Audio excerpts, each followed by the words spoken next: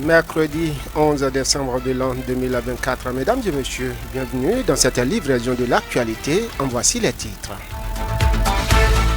Nombreuses sont-elles ces femmes enceintes ici à Manonville qui font du non-respect de la consultation prénatale leur quotidien, un comportement qui constitue un risque sanitaire pour la mère et le fœtus. Quelles sont les conséquences d'une telle pratique pour la femme enceinte? Une inspectrice d'action sanitaire et sage-femme sera dans cette édition pour nous en dire plus. Pendant ce temps, campagne de vaccination contre la rougeole et la rubéole a démarré depuis le début de cette semaine sur toute l'étendue du territoire national. Que retenir de cette vaccination? Sur place ici à Manonville, restez des nôtres pour plus de précisions. Et puis, période de fin de récolte de coton, c'est une période pendant laquelle les producteurs doivent disposer des marchés autogérés de coton. Que comprendre de ces marchés autogérés? Le gérant de l'ICOM CVPC de Manonville sera dans cette édition pour plus de détails. D'autres nouvelles au plan local, national et international seront au rendez-vous. C'est là pour les grandes articulations. Bonjour et bienvenue à tous. Sota Midi Magazine, le point de l'actualité de la journée sur ta radio. Sota FM, c'est maintenant et tout de suite. Bonjour à tous. La grossesse est une période cruciale dans la vie d'une femme enceinte, marquée par des changements physiques, émotionnels et sociaux significatif. Les consultations prénatales jouent un rôle fondamental dans le suivi de la santé de la mère et du développement du fœtus. Cependant, le non-respect de ces consultations peut avoir des conséquences graves tant pour la mère que pour son enfant. À la question de savoir quel est l'état des lieux en termes de consultation prénatale des femmes enceintes sur place ici à Manonville, Diane Kapo Awasi Olga répond. Elle est inspectrice d'action sanitaire et sage-femme d'État à l'hôpital Tacitegui ici à Manonville. Ici à Manonville, les femmes viennent pour la consultation, mais il y a plusieurs. Elles ne viennent pas tôt. Il y a le retard dans la première consultation. Normalement, la première consultation se fait quand la femme découvre qu'elle est enceinte, dans les 3 premiers mois. Ici à Manonville, les femmes, quand elles sont enceintes, elles n'aiment pas vite venir. Si une femme vient au premier trimestre, c'est qu'elle est malade. Pour venir à l'hôpital quand on est enceinte, là, c'est quand on est malade, il faut venir se faire soigner. Or, la consultation, c'est pas comme ça. La consultation se fait dès qu'on découvre qu'on est enceinte, même si c'est première semaine, mais deuxième semaine, là, on vient pour la première consultation pour voir l'état de la femme. Est-ce que le col est bon et tout. Maintenant, il y a l'ignorance des avantages de la CPN qui fait que les femmes ne viennent pas tôt. Il y a aussi la pauvreté. D'autres, quand on leur demande pourquoi tu n'es pas venu, c'est mon mari, il ne m'a pas vu donner l'argent. Il n'a pas l'argent pour faire la consultation. Le non-respect de la consultation prénatale peut amener chez la femme l'anémie sur grossesse, les fausses couches, mort in utero du fœtus. Et il y a aussi le paludisme sur grossesse. Et au pire des cas, quand elles viennent, parce qu'on reçoit des femmes qui viennent, elles sont enceintes, elles n'ont jamais fait la consultation, elle vient seulement pour accoucher. En ce moment, on voit qu'il y a déjà un cas d'anémie qu'on doit référer, tout ça là amène la mort. Par ailleurs, l'inspectrice d'action sanitaire et sage-femme d'État de l'hôpital de zone Tacitegui aborde la question des bilans prénatals pour les femmes enceintes qui est composé de plusieurs paramètres et reste primordial pour toutes les femmes enceintes. Je vous invite à suivre les propos de Diane Kapo Awasi Olga. Quand on préside le kit CPN, il y a les bilans, le bilan prénatal que la femme doit faire. Le bilan prénatal est composé de plusieurs paramètres. Il y a la NFS, l'antigène HBS, HCV et tout. Donc, le bilan prénatal, la femme doit faire ça avant d'accoucher. Mais si elle vient et qu'elle n'arrive pas à tout faire, parce que ça peut tourner autour de 7 000, le bilan prénatal. Si elle n'a pas les 7 000 et que c'est peut-être 2 000 là pour faire, elle peut faire un d'abord. Prochain rendez-vous, elle revient pour faire deuxième, ainsi de suite pour pouvoir finir. Mais si elle n'a pas l'argent, elle peut venir pour la consultation. La première consultation tourne autour de 3 000 francs. On lui remet le bilan, elle peut aller demander le prix à la caisse. Maintenant, si elle n'a pas l'argent pour faire le bilan prénatal le même jour, elle peut rentrer. Le prochain rendez-vous, la consultation n'atteint plus 3 000, mais 2 500. Parce que le 4 canets, là, je n'ai plus dedans, elle a déjà payé. Donc, elle vient pour le prochain rendez-vous, elle garde 2 000. Peut-être si c'est 5 000, elle a gardé, elle peut payer la consultation 2 500. Et les 2 500 restants, elle peut faire un bilan dedans. Et ainsi de suite. Prochainement, et si elle vient, elle va faire la même chose jusqu'à finir de faire le bilan prénatal avant d'accoucher. C'est pas que aussitôt quand elle est venue pour la première consultation, elle doit faire tout le bilan en même temps. Vu les conséquences graves du non-respect de la consultation prénatale pour les femmes enceintes, la sage-femme d'État et inspectrice d'action sanitaire de l'hôpital de zone, Tacité Guy, de Malanville, adresse le message que voici à toutes les femmes enceintes et leurs conjoints. Extrait des propos de Diane Capo, Awassi, Olga. J'exhorte toutes les femmes enceintes de venir faire la consultation prénatale dès qu'elles découvrent qu'elles sont enceintes.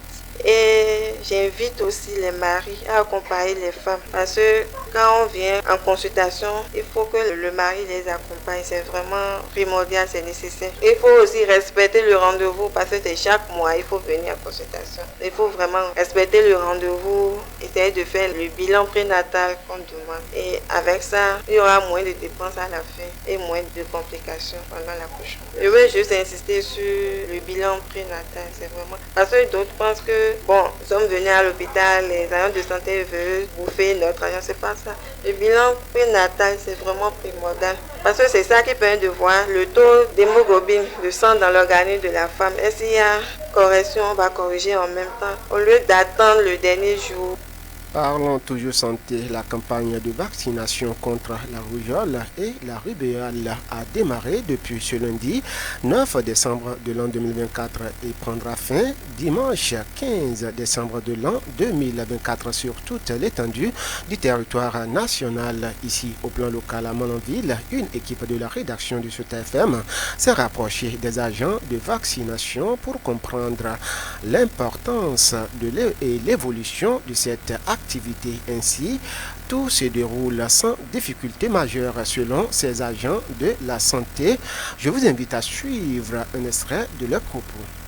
Nous sommes en campagne de vaccination pour les enfants de 6 à 59 mois. C'est seulement une semaine et on est en train de faire 3 jours apparemment. La rougeole, en quelque sorte, c'est l'apparition des boutons sur le corps. Ça peut être des boutons qui sont gros ou comme des petits boutons sur le corps. Et vous allez constater, au bout de ces boutons, le bout est rouge. Il y a la fièvre qui est là, il y a le rhume qui est là, il y a la courbature, le céphalée. Tout ça là regroupé est appelé rougeole. Surtout l'apparition. Parce que si les boutons s'apparaissent, vous allez voir en même temps les autres signes vont commencer par sortir. Maintenant, la vaccination, c'est ça ne concerne pas seulement la rougeole, mais le rubéole aussi. La différence entre les deux, c'est l'autre, on t'a dit que le bout des boutons est rouge. Mais de l'autre côté, le bout est blanc, comme s'il y a du pus qui est dedans. C'est la différence. Sinon, les autres symptômes, c'est la même chose partout. La seule différence, c'est le bout des deux boutons.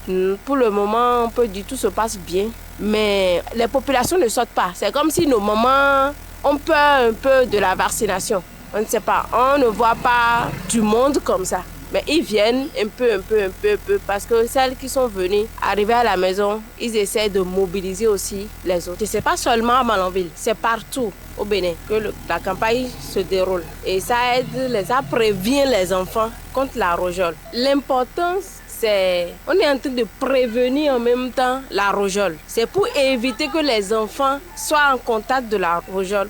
En saisissant ce canal, notre source profite de l'occasion pour lancer un appel à l'endroit des parents des enfants à se manifester pour cette campagne de vaccination. Hermine Keji, qu'on écoute.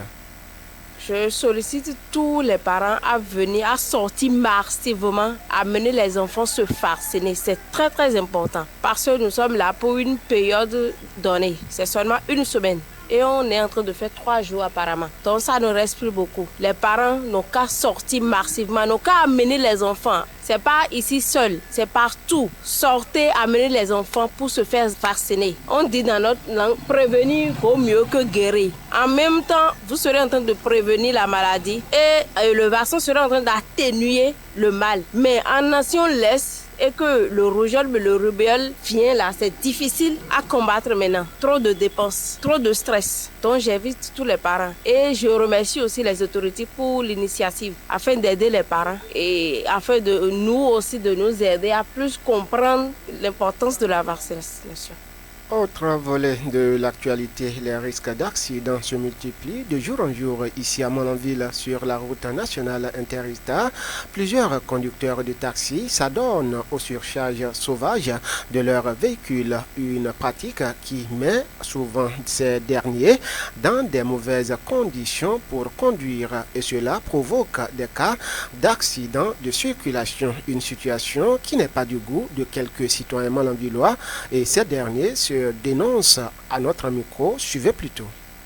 J'ai fait plusieurs fois ce constat-là. Ce n'est pas du tout la joie. Hein. Si un chauffeur a un véhicule de 5 places devant le véhicule, c'est-à-dire là où le chauffeur reste, il peut surcharger au moins 3 à 4 personnes. Et derrière, là, n'en parlons même pas. Il y en a qui prennent jusqu'à 5, 6 également derrière. Là. Cela crée des fois même des accidents sur la voie. C'est ça même qui est la cause majeure des accidents que nous observons sur les voies. Leur intérêt en jeu, ils s'en foutent de la vie de leurs passagers. Nous, on voit que les chauffeurs font surcharger trop. Et ce n'est pas normal là. Et ils cherchent l'argent. Si tu cherches l'argent pour oublier ton prochain, ce n'est pas bon. Il faut occuper de l'âme de ton prochain. Dans la cabine, tu vas avoir 4 personnes. Deux fois, même si c'est un mince, on va mettre 5 personnes. Ils ne sont pas à l'aise. Ça peut causer un accident. Normalement, 2 personnes. Cette surcharge, je crois bien que c'est quelque chose que normalement, il faut régulariser pour minimiser le risque des accidents. Parce qu'il est à constater que dans un véhicule de 5 places, normalement, on peut constater des gens qui vont jusqu'au-delà de 6 et de 7, bien sûr. Et ce qui ne permet pas au chauffeur d'être quand même à une bonne condition pour pouvoir conduire. Et le risque, c'est que c'est des accidents. Face à cette situation préoccupante, ces citoyens rencontrés sur place ici à Mononville n'ont pas manqué de prodiguer des conseils aux chauffeurs qui s'adonnent à cette pratique. Peu recommandés, ils appellent la police républicaine à redoubler d'ardeur afin de mettre fin à ce phénomène dans la commune de Mononville. On les écoute. Qu'ils essaient de revoir cet aspect-là, parce que nos vies en dépendent, parce que c'est nous qui prenons ces taxis. Qu'ils essaient de se rappeler aussi que nous-mêmes, nous avons laissé nos familles à la maison et que nos prières, c'est de rentrer sains et saufs et non aller rentrer dans un taxi où il y aura trop de surcharge et à la fin, les accidents seront là. Nous leur demandons de revoir ce cas-là. Je lance un appel à l'endroit des autorités, qu'ils prennent leurs responsabilités et surtout à l'endroit de la police républicaine qui doit jouer son rôle, qu'il double d'ardeur afin que cette situation puisse se régulariser. Si la police nous regarde comme ça, c'est un accident qui va être beaucoup. Et l'année est presque finie. Dieu même, il va faire inventaire. Beaucoup de personnes vont partir. Donc je demande aux police républicaine de faire leur rôle. Ne faut pas qu'il va regarder les yeux des gens pour pitié. L'homme ne veut pas qu'on va pitié pour lui. Vu que nous sommes déjà quand même dans les périodes de fin d'année, je crois bien que les autorités puissent au moins venir à l'aide de ces passagers, parce que c'est les passagers qui vont en découdre les conséquences. Même si les conséquences sont partagées de tous, je crois bien que si les autorités peuvent aussi se manifester pour minimiser le risque des accidents, ce serait vraiment important. Rapproché des conducteurs du taxi de l'autogare de Mononville, le surcharge constaté ces derniers temps a ses raisons. Écoutons pour plus de détails Asuman Maman Abdoulaye, un conducteur de taxi Cotonou Mononville.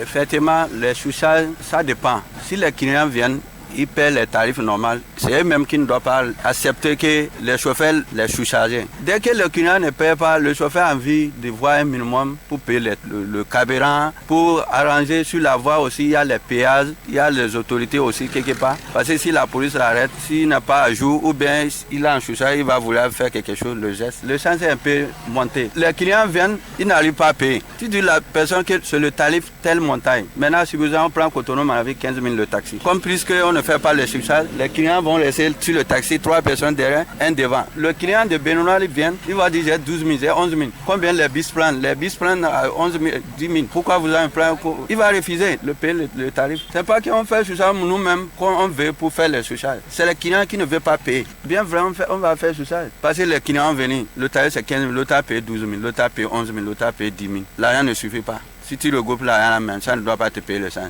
Le propriétaire, lui, n'attend son compte. Si tu as manqué le compte, lui va arracher le véhicule. Tu serais là dans l'autogar, comme la Corée, en train de mettre les bagages sur le véhicule. Ou bien, tu vas devenir délinquant. Parce que tu as voyagé, le véhicule n'a pas amené l'argent sur le propriétaire, il va arracher le véhicule.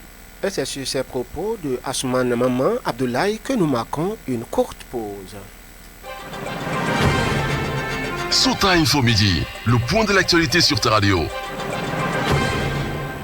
Je vous l'avais annoncé dans le titre, bientôt la fin des récoltes de coton dans la commune de Mononville et l'heure est de se disposer des marchés autogérés de ce produit qui est la ressource annuelle de tout un chacun des producteurs. Selon Salifou Sinasabi, gérant de l'UCOM CVPC de l'arrondissement de Guéné, l'heure est à la constitution et à la gestion des marchés autogérés. Salifou Sinasabi, qu'on écoute. Nous sommes à une période sensible où la récolte est vraiment évoluée. Donc, il est recommandé dans les marchés autogérés qu'il doit avoir des tonneaux d'eau. Donc, dans ces tonneaux d'eau, il doit mettre du savon pour permettre d'éteindre facilement dans le cas où l'incendie survient sur les tas de coton. Non seulement les tonneaux d'eau, il doit avoir des panneaux de signalisation qui montrent que donc ici c'est interdit de fumer. Et il doit prendre soin de nettoyer sérieusement environ 100 mètres, doit être propre pour éviter quelques brindilles, quelques trucs là, afin d'éviter s'il y a des feux pour que ça ne trimballe pas vers pas de coton. Je constate depuis fort longtemps qu'il y en a plein. Il serait même difficile de trouver un chauffeur qui va placer en bout dans les marchés autogérés.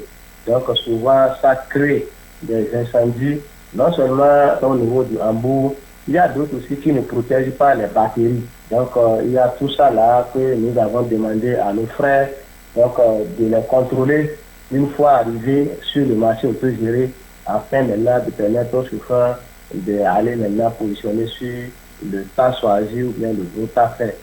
Le gérant de l'Union communale des cotonculteurs de Mononville profite de notre canal et donne un vif conseil aux producteurs afin d'éviter les incendies. Salifou Sinasabi, qu'on écoute.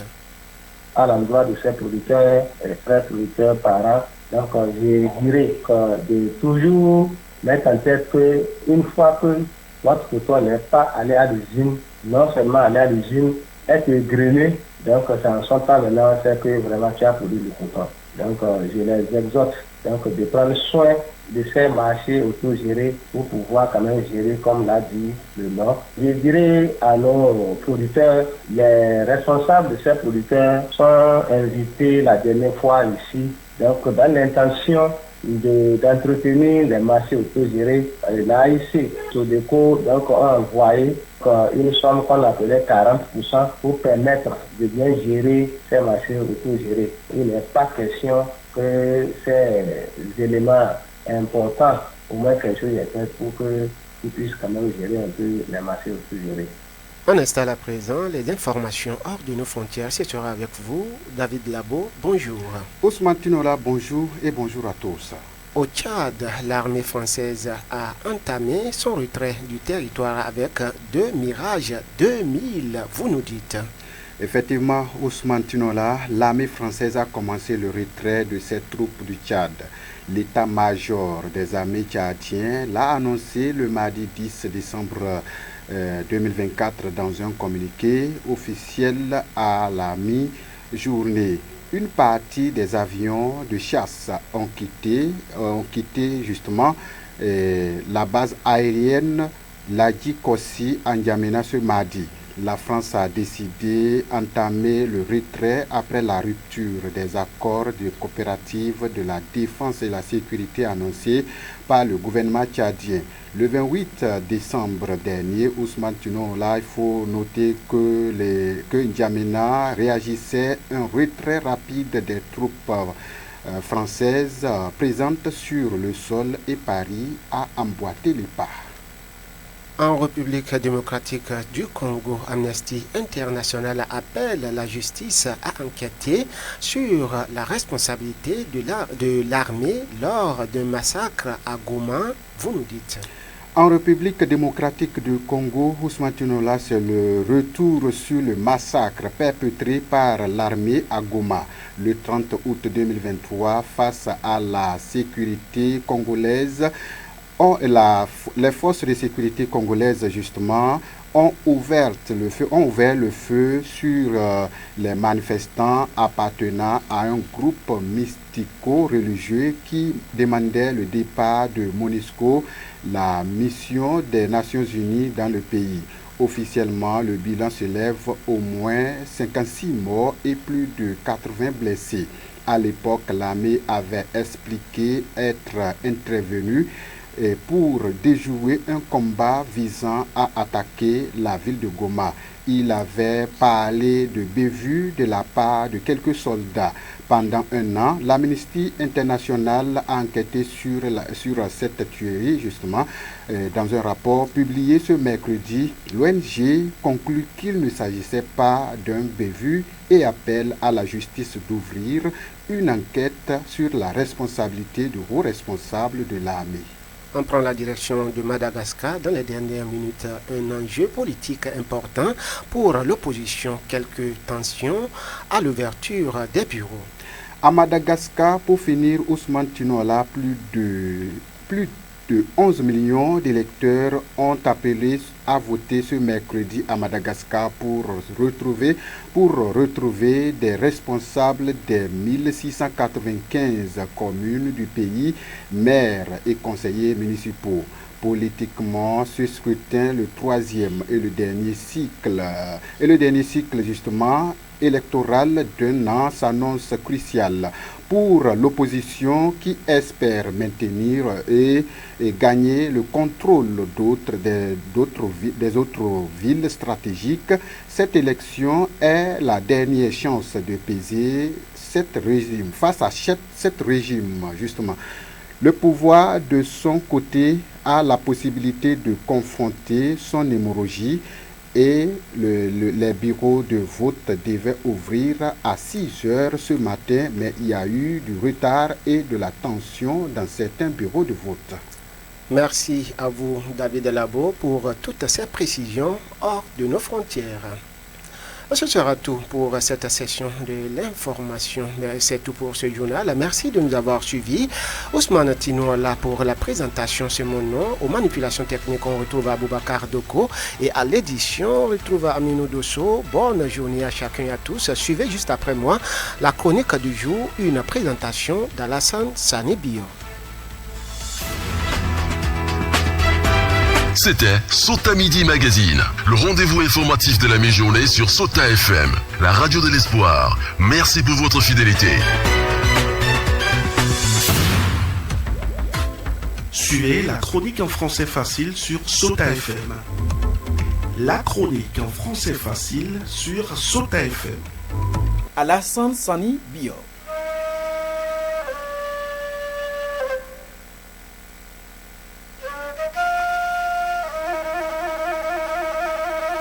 Attention aux commerçants véreux. C'est la période de fin d'année, une période convoitée par les chasseurs de gains. Toutes sortes de produits sont déversés sur le marché sans moindre souci lié à la santé humaine. Le plus important pour eux, c'est de faire de bons chiffres d'affaires. Dans les grandes boutiques et même celles des coins et recoins, on vend du vent. On dit casser les prix pour attirer la clientèle et acheter sa propre maladie. Les agents de santé vous diront les conséquences qu'engendrent les produits avariés. Oui, vous les achetez sans savoir, parce que la stratégie a évolué. Les gens ont la manie de changer les étiquettes. Peut-être que l'Agence nationale de normalisation, de métrologie et de contrôle qualité n'a pas encore détecté cette méthode. Nous savons tous que le contrôle se fait surtout en ces périodes-ci. Mais il faut trouver la technologie appropriée pour se convaincre de la sincérité de certains commerçants capables de porter à 2025 la date de prévention d'un produit qu'on ne devrait plus consommer en 2024. Cette pratique est monnaie courante aujourd'hui.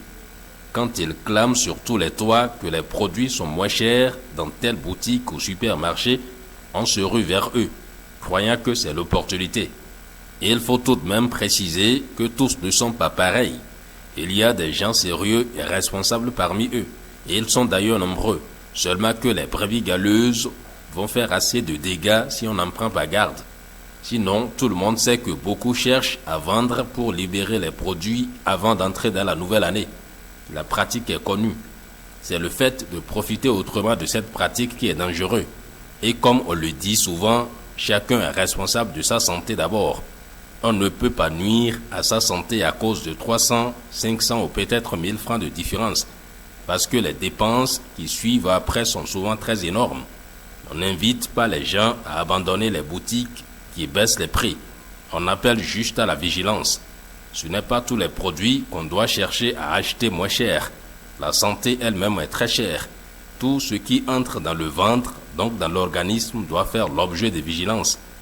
On peut faire le choix de prendre que des articles qui ne sont pas à consommer pour l'organisme, par exemple, parce qu'aucune sensibilisation et ou répression ne peut dissuader les commerçants habitués de la pratique. Pour eux, cela leur réduit considérablement les pertes et augmente les bénéfices. La vie du commerçant se limite à cette philosophie. Citoyens de la République, c'est tout pour aujourd'hui. On se reprend très prochainement.